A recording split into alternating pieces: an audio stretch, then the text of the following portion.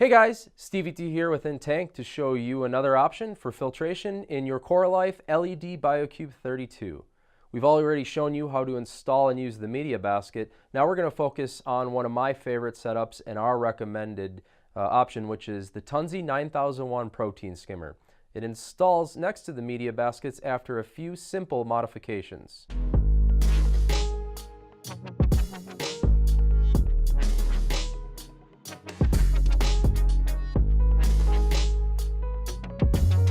Protein skimmers are a great option in a saltwater aquarium to mechanically remove organic waste.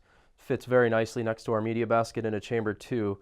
And again, mentioning those as simple modifications, we need to remove a few tabs, pieces of molding that sit horizontally in this chamber. They were dedicated for the stock filtration cartridge that came with the older Coralife 29 and possibly with the 32. Pretty easy. Popular tool that you might have around is a utility knife and pliers. If you have access to a Dremel tool, this might be faster and easier. The main tabs that we're cutting is this one against the chamber 1, chamber 2 baffle wall. And the reason for that is we want to increase the depth of the chamber. The skimmer is just a little bit too wide and to install with the Media Basket. And it'll also keep it straighter if we cut this smaller tab over here on the chamber 2, chamber 3 side. Optional is this one way down here on the bottom, but it's not 100% necessary. The Media Basket will sit at a slight angle, but it'll still install with the protein skimmer. And this can be done while the tank is set up. Most people do this when they already have water in their tank. Just turn the pump off and drain it down just a little bit. And we're going to show you how to make those cuts. In this method, we're going to use a brand new sharp razor blade on a utility knife. And what we want to do is remove this tab by scoring it a few times through and also separating it from the longer piece here. All we want to remove is this piece. So we've scored it a few times. We're going to take our pliers now and get a firm hold on it, and rocking it up and down a few times, you can see that it breaks very cleanly off. Now we have more room in the chamber to install the protein skimmer and then the Media Basket. Cutting the smaller piece on the chamber 2, chamber 3 baffle side using a razor score through. Now this is recommended so that the protein skimmer fits more flush up against that and more level.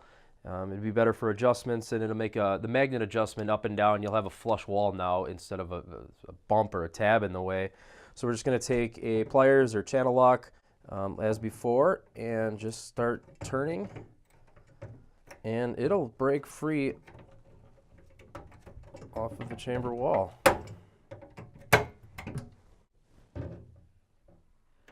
Nice clean break. All right, now we've removed the necessary tabs. You can make the decision at this point if you want to remove the lower one. Now, if you've got the brand new aquarium you just set up, you don't have water in it, I would remove it right now. Even if you're debating down the road if you want a protein skimmer, you don't have the money right now, something you might do in the future, you might not. Now is the time to do it. Best method I've found is to use that channel lock method that we used on this tab. Score it. If you can, it's kind of low. Otherwise, just take it and do the twisting motion, and that thing just breaks free. It breaks off nice and clean, and you don't have to worry about damaging this wall at all. So we're going to install the protein skimmer now. Again, I've removed some of the pumps and things just for demonstration here. Put it against the wall here, chamber 3 wall, and using the outside magnet, the waterproof magnet, they're both waterproof. Putting it on that wall. Now we want to be mindful that there is a water level mark on the protein skimmer. This is the maximum water level that the skimmer can run at. So right where the water level is on this squiggly line here on the side, that's the maximum water level. We'll come back to where to set that at a moment. We're going to install our Media Basket and next to the protein skimmer now. And again, removing that tab down there allows this to sit straighter, and it'll help with the water direction piece. Capture a little bit more water, it won't lean at too much of an angle. Now let's talk about water levels. Our recommended water level is at the first top shelf of the Media Basket. This will keep any waterfall noise from coming into the chamber, from water entering here and then hitting more water. Just below the filter floss is where most customers set it at. And to do so, you want to add new water to chamber 2 or chamber 3 while the pump is on. You have to have the pump on to regulate the water level in these 2 chambers. So add new water to bring the water level up if needed, and if you need to subtract water at any time or bring it down while the pump is on, do the reverse. Remove water from chamber 2 or chamber 3.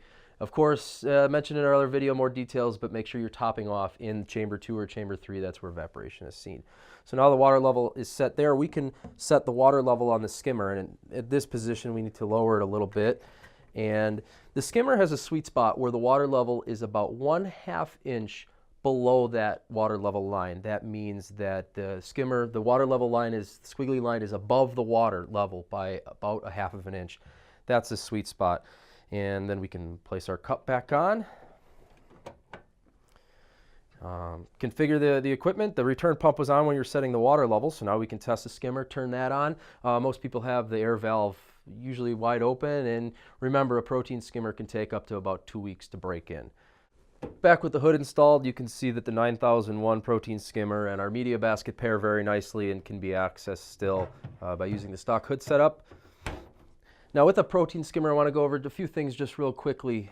They take about 2 weeks to break in and develop a slime coat. Now a slime coat is literally that. It actually slimes up on the inside of the body. And this slime actually removes some of the resistance. Plastic has a little more resistance, so the bubbles, the fraction of the foam, can move up to the cup a lot easier after it slimes in, and then that's when you start producing actual skim mate. Now that skim mate depends on the bio load, the stocking, feeding, schedules. I mean, everybody's a little bit different. Most set the skimmer at the proper water level as we discussed, and then open the air valve and let it run fully open. Unless you're accumulating too much water in the cup, then you'll just want to dial down that air valve, that blue air valve, just a little bit. Always remember to make small adjustments at a time with the skimmer, and don't expect things to happen too quickly. Protein skimmers need a little bit of time to quote-unquote think before you'll see any results. So again, give it about 2 weeks before you judge performance on it. The 9001 is a great skimmer. Typically on average it's 2 days, 3 days, 4 days break in, and then people see a nice tea-like skim mate in the cup, and then in the neck is where you're going to see that real thick, gooey, the gunk that's just the organic waste in your aquarium. If you guys have any questions, please feel free to shoot us an email from our website. We have really good support. You can give us a call on business hours. Make sure to follow us on Instagram for fun and behind the scenes look, and you can also check us out on Facebook. Thanks for watching.